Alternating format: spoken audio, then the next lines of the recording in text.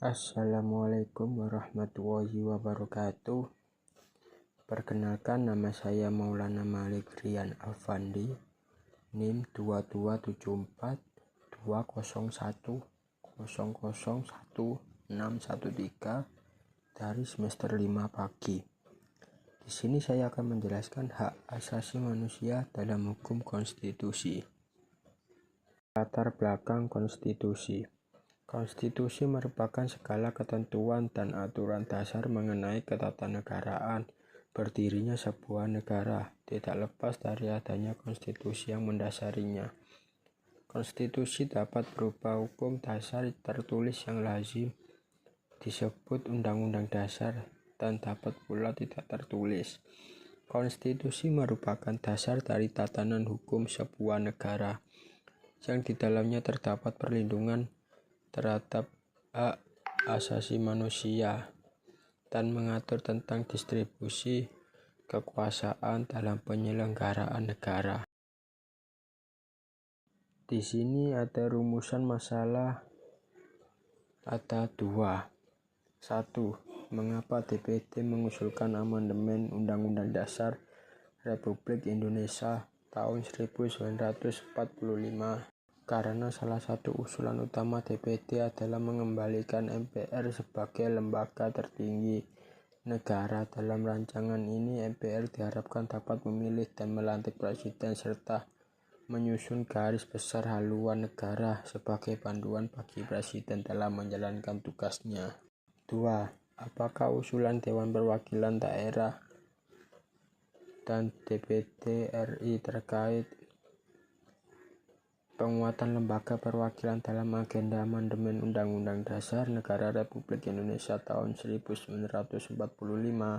Usulan amandemen ini bertujuan untuk mencegah praktik-praktik kesalahan di masa lalu dan mengembalikan Pancasila sebagai norma hukum tertinggi dalam konstitusi.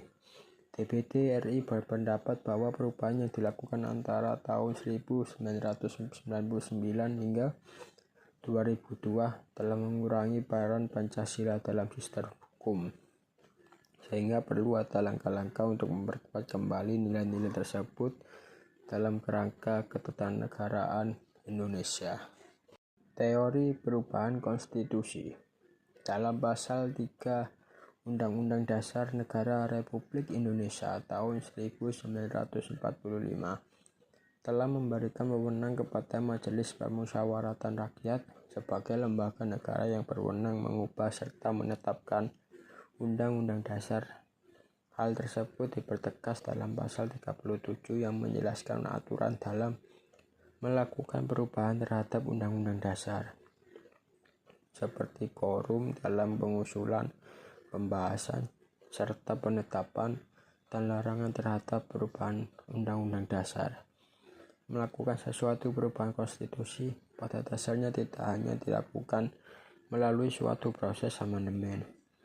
KCWR mengatakan bahwa perubahan konstitusi sulit untuk digambarkan atau dinilai, terutama karena ia tidak statis. Cara-cara perubahan konstitusi dapat dilakukan melalui mekanisme proses amandemen formal, mekanisme proses keputusan yudisial, dan melalui terbentuknya adat dan kebiasaan. Kesimpulannya, meskipun Undang-Undang Dasar 1945 memberikan kerangka hukum yang kuat untuk perlindungan hak asasi manusia di Indonesia, tantangan dalam implementasinya tetap ada. Negara harus terus berkomitmen untuk menghormati, melindungi, dan memenuhi hak asasi manusia setiap individu agar prinsip-prinsip demokrasi dan keadilan dapat terwujud secara nyata.